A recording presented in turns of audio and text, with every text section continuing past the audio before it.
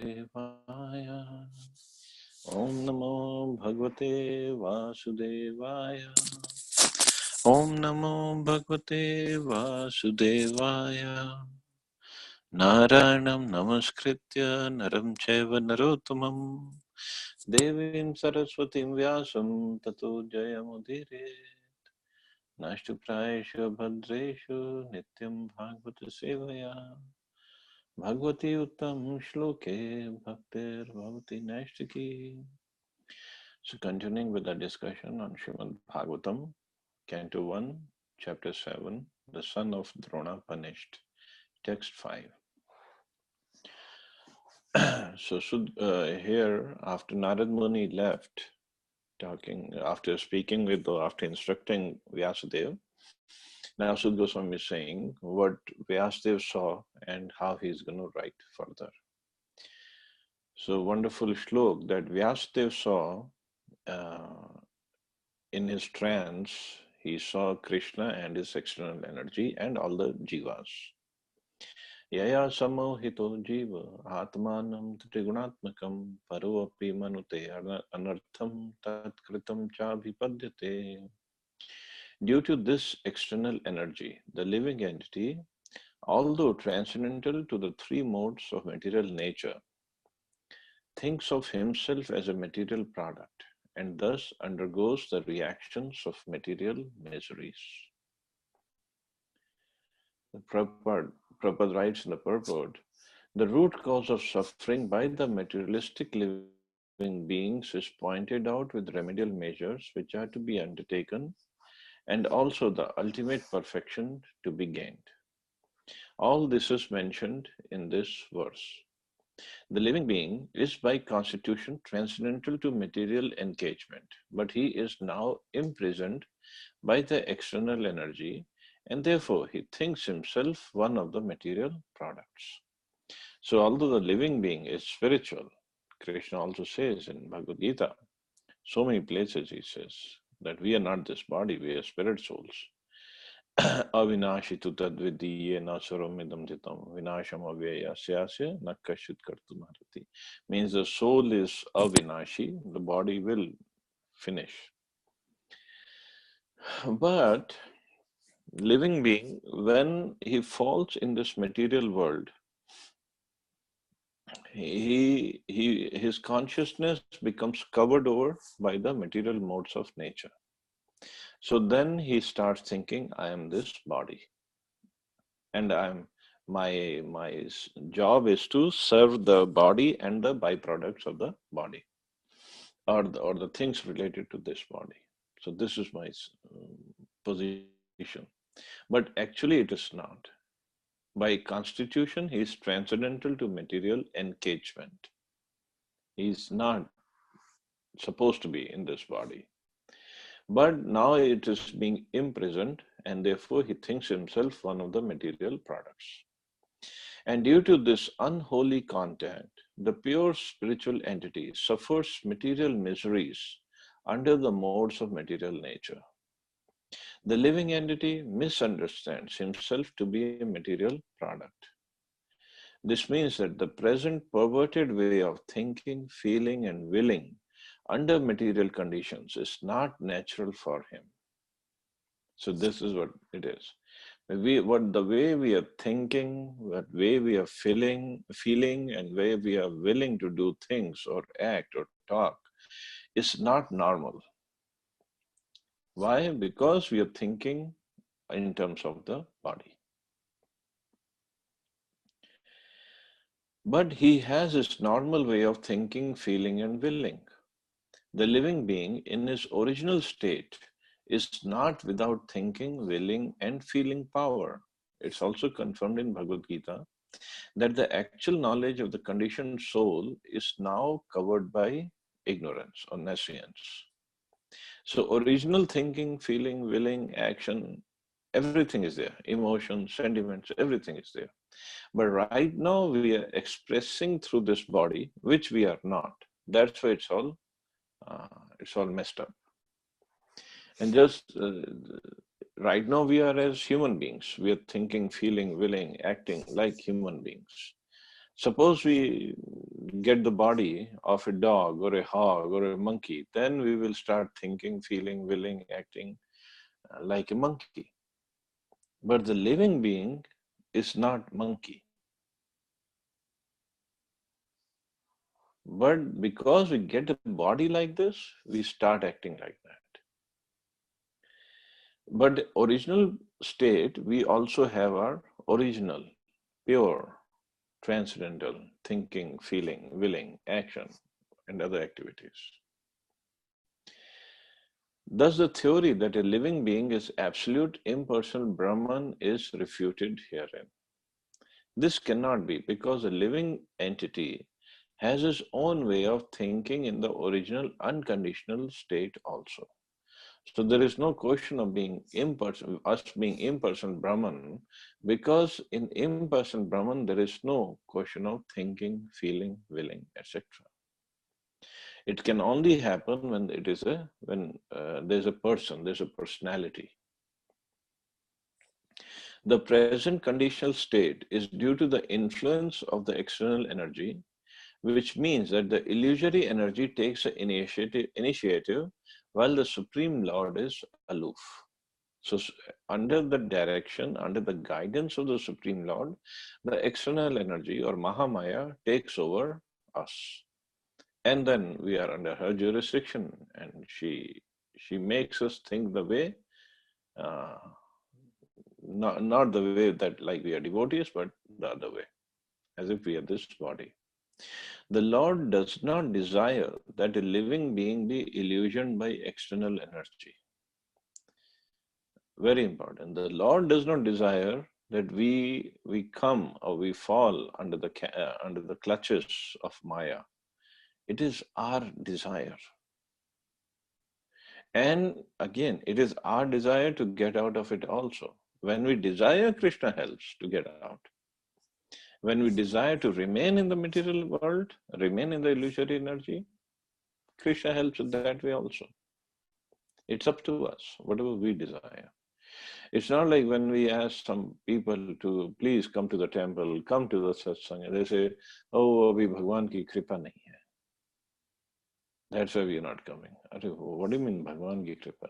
Krishna does not desire us to remain in the material world. This is our desire, so don't blame it on the Lord. And when we ask people, okay, why don't you take up the process? नहीं, जब भगवान अभी भगवान की इच्छा है हम माया में रहें. This is Lord's desire that we remain in Maya. Lord never desires like that. And Prabhupada gives a nice example.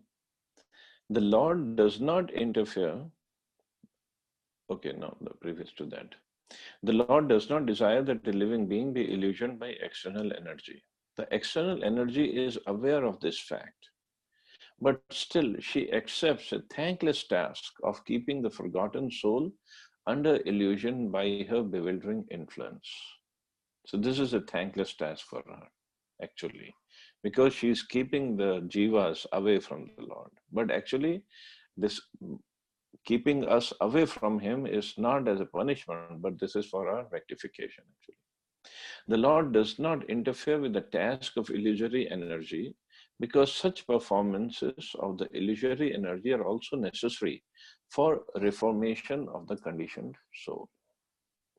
They're just like when some prisoners are put in the prison house and the guards there and the jailer there, they beat up the prisoners.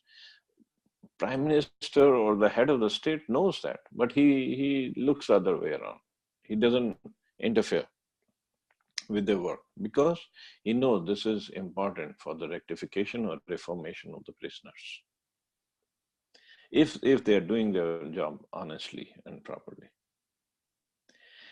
And Prabhupada gives nice example. An affectionate father does not like his children to be chastised by another agent. Yet, he puts his disobedient children under the custody of a severe man just to bring them to order.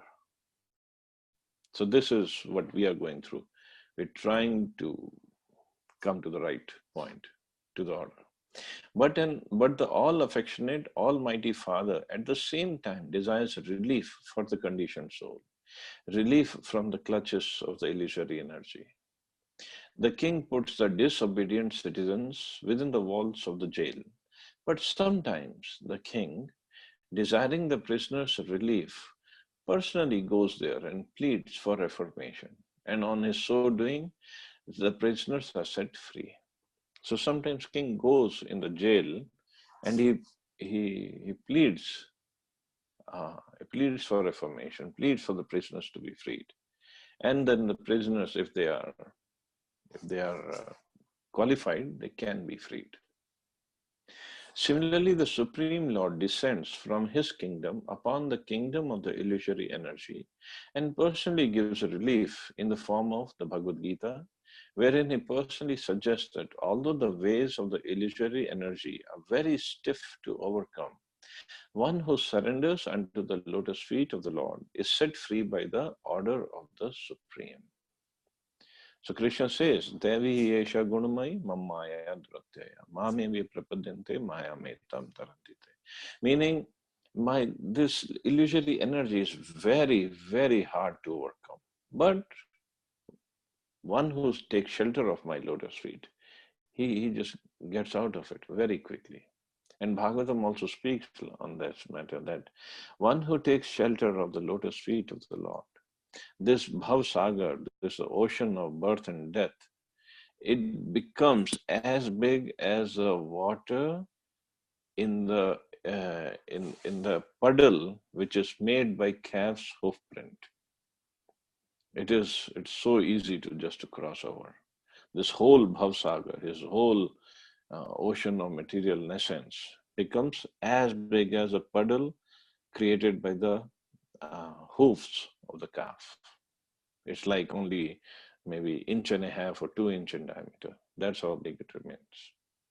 So it's very easy to cross over.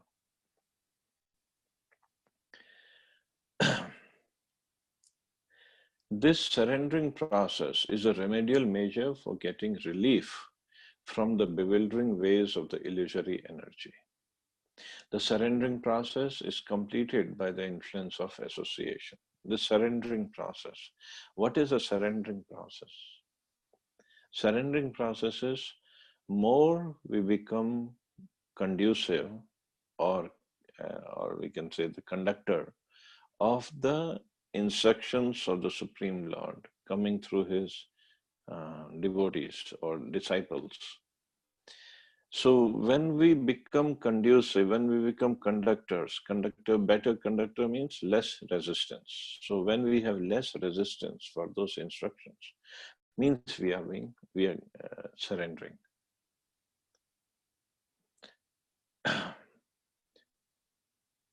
The surrendering process is completed by the influence of association. So only by association we can start surrendering. Association of the right people. Sat Sangha.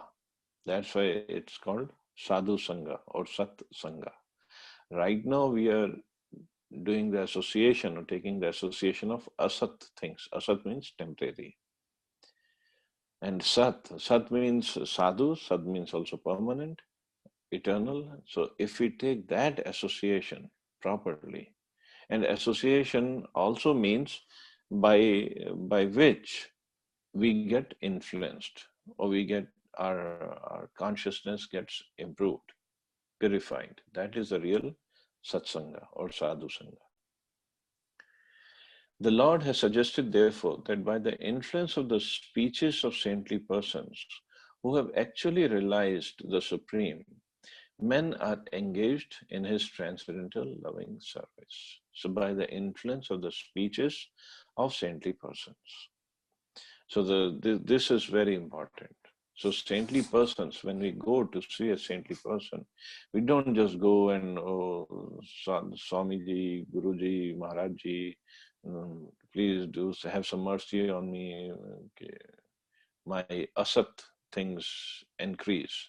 Like I should get more money, my health should get better, my son should get admission in engineering medical college, or he should get a green card, or my daughter should get married to a nice boy.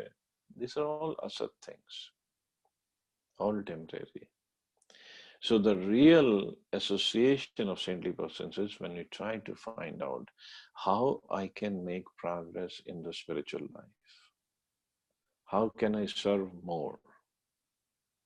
Of course, the other things are important to certain degree, because if we are always disturbed by the by the problems, then we cannot even perform our bhakti properly. We are not at that level yet, that we don't get disturbed by the changes of situation in our material life.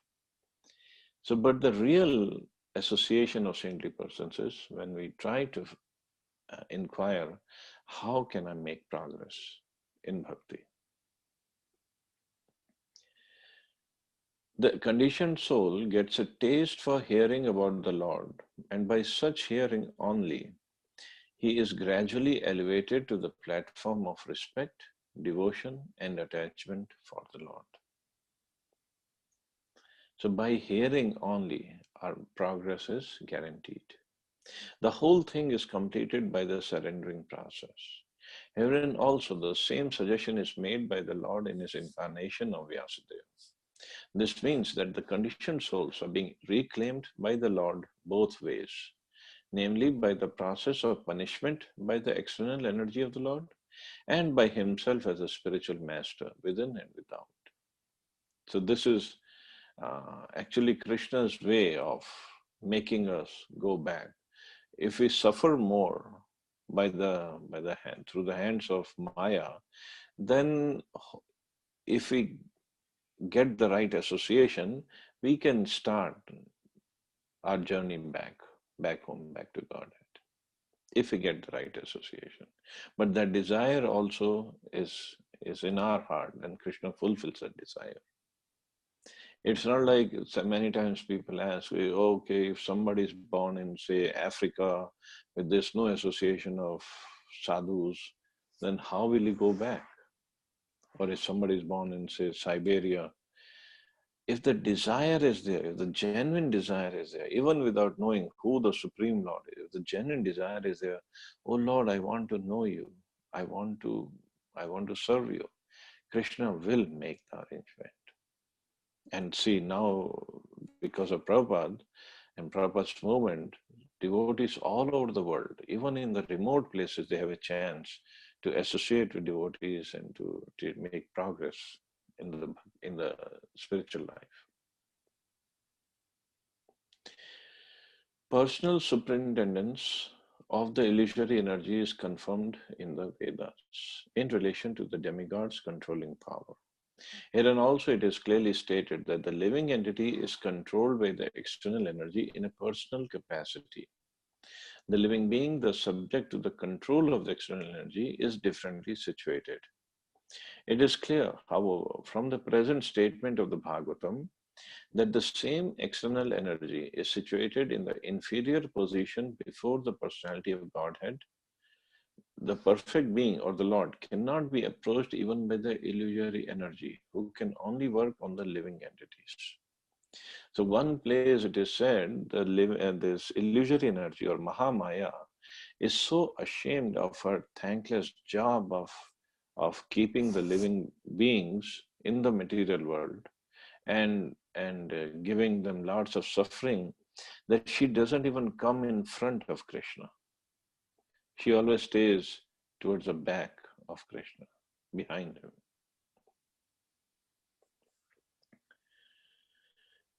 So therefore, it is sheer imagination that the Supreme Lord is illusioned by the illusory energy and thus becomes a living being. So many people talk like that even the Lord comes under the influence of Mahamaya. It can never happen. If the living being and the Lord were in the same category means that both get illusion, then it would have been quite possible for Vyasadeva to see it, and there would have been no question of material distress on the part of the illusioned being. For the Supreme Being is fully cognizant. So there is definitely difference between the Supreme Lord and us. So there are so many unscrupulous imaginations on the part of the monists to endeavor to put both the Lord and the living being in the same category. Because when they say, I am him, or we will become him, that is complete nonsense. We are not going to become Supreme Lord. Srimad Bhagavatam is a summum bonum remedy for suffering humanity in the clutches of Maya. Srila Vyasadeva therefore first of all diagnosed the actual disease of the conditioned souls, that is, they're being illusioned by the external energy. He also saw the perfect Supreme Being from whom the illusory energy is far removed, though he saw both the diseased conditioned souls and also the cause of the disease. And so the Lord and the living beings are simultaneously one and different. Simultaneously one in the sense they both are spiritual, different in the sense the Lord is infinite and we are infinitesimal. We are very small. Lord does not come under the influence of illusory energy, but we being Tatastha Shakti, a marginal potency, we come under the influence. We can come. It depends on our desire. Another point is distinct herein that eternal relation between the Lord and the living being is transcendental. Otherwise, the Lord would not have taken the trouble to reclaim the conditioned souls from the clutches of Maya. In the same way, the living entity is also required to revive his natural love and affection for the Lord.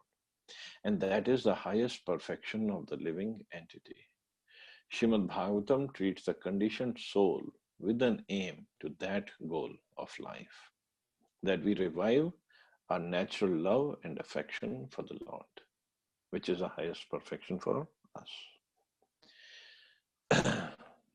So I'll stop here, see anybody has any questions or comments.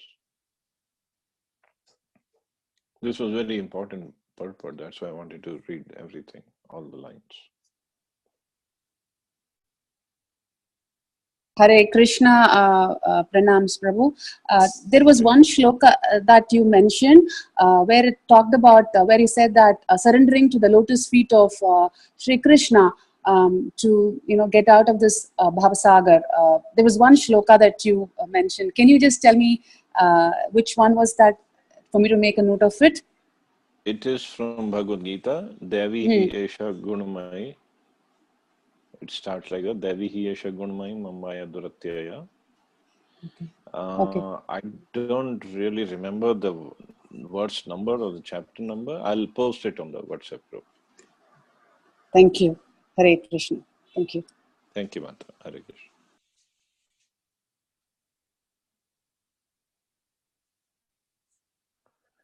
Any other question or comments?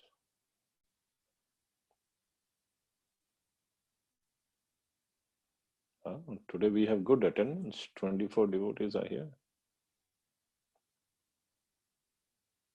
We had 26 today.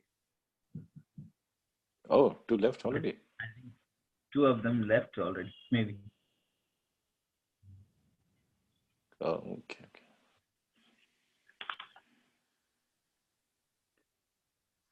So any other question or comment? Hare Krishna, or Prabhuji. Should we? Hare Krishna, Ashok Prabhu. Yes, Prabhu. Prabhuji, the audio is still weak. Now, yesterday it was good because we were holding the mic in the hand. I don't know whether it's a problem with me only, but the voice is feeble. Sorry. It looks feeble. Really? That You bad? will have to twiddle the earphones at one time so that when the mic comes closer to your mouth when you speak. Prabhuji. Okay. I did some. See, the twirling is there.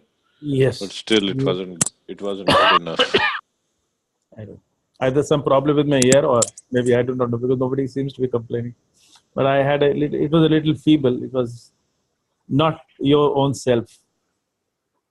You have a very gracious voice. Okay. Oh, thank you. Um, Acha, I just one well, I'll question. try to be okay. Yes, Prabhu. You said that when the soul carries in all those gunas and all that, and when the soul enters the body, it takes the features and all those things of the body. Is the soul is the carrier of those gunas, or it is the body which gives the uh, those characteristics? Like if you take a body of a dog, or if you take the body of an hog, or if you take a body of a human being, it is the soul which transmigrates those features, or it is the body which accepts it as a part of a feature of the body. See, soul is completely pure and is eternal. It cannot change its position. And the body that we have, either the subtle or material, gross body, it's material. It's made of these three modes of nature. So, so the thing that gets affected, it's not the body. Body is always material, and soul is always spiritual. The thing that gets affected is the consciousness of Consciousness. this. Okay. Okay. It gets covered over. Okay. So pure consciousness becomes impure. That's why our society is called International Society for Krishna Activities. Conscious. Krishna consciousness, yes. So we have to purify the consciousness. Consciousness. Okay. Thank you, Prabhuji. Thank you. That's a whole process. Yeah. Okay. So Thank you. I guess we can stop here. Yes. So everybody have a wonderful day. Thank you. Yes. Radha Prabhu, you're saying something? Yeah, I wanted to tell you about the verse number 7.14 is the verse. Okay. So Priya Mataji, it was 7.14. 7 chapter 14th verse. Devi Esha Gunamai. Hare Krishna Prabhu. I had Yes, a question. yes, ma'am. Like in this lifetime, whatever we are doing, I mean chanting or anything, but there is no guarantee that in the next birth that we get, will we get an association of the devotees? I mean, because I am not in the stage of being a devotee yet. So I am quite feared with the idea that I might get a birth where I might not even get an opportunity to be with the Vaishnavas or think of Krishna. So, I mean, what can we do? I mean, how to combat Well, of this fear? well, many points are there. First of all, what's a devotee? Devotee means anybody who chants, who has even once taken the name of Krishna, he's a devotee. Could be a neophyte devotee, could be a beginner devotee, but he's a devotee. And for a person who's born in the land of Lord Jagannath, definitely very advanced devotee than all of us. For Don't forget somebody that. who is not born in the land, you can also mention that. No, you are. And moreover, I mean, principally speaking, so anybody who makes a little progress in the path of bhakti, he will definitely get a chance next life. And Krishna will make the arrangement for his further progress.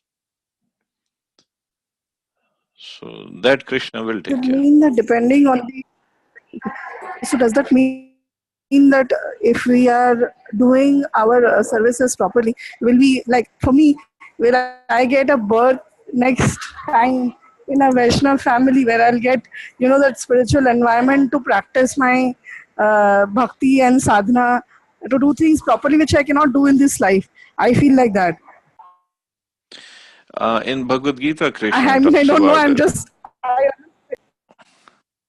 In Bhagavad Gita, 6th chapter, Krishna talks about it. If somebody leaves the body making little progress, then he gets the birth in an aristocratic family or in a Brahman family, or he gets very good bodily features.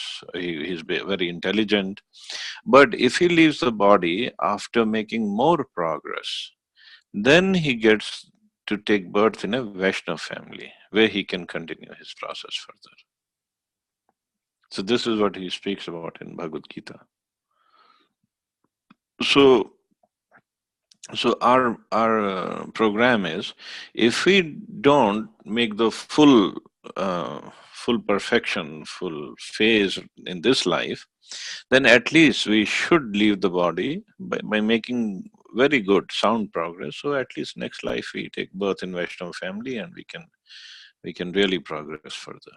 Because if you see the babies who are born in devotees' houses, they are from birth, they are already devotees. They already have inclination for chanting, dancing, or playing these musical instruments in the service of the Lord. And there's so many babies we see around, and they already made so much of. They are so much ahead of all of us because they have made so much of progress in the previous lives. That's why. So Krishna will take care of it. He will make arrangements.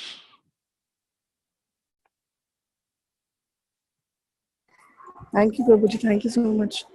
Only fear that we should have is if we don't finish up the process this lifetime, and we might not get the divine association of Radha Krishna Prabhu next lifetime. That will be a biggest fear, and that will be a big problem.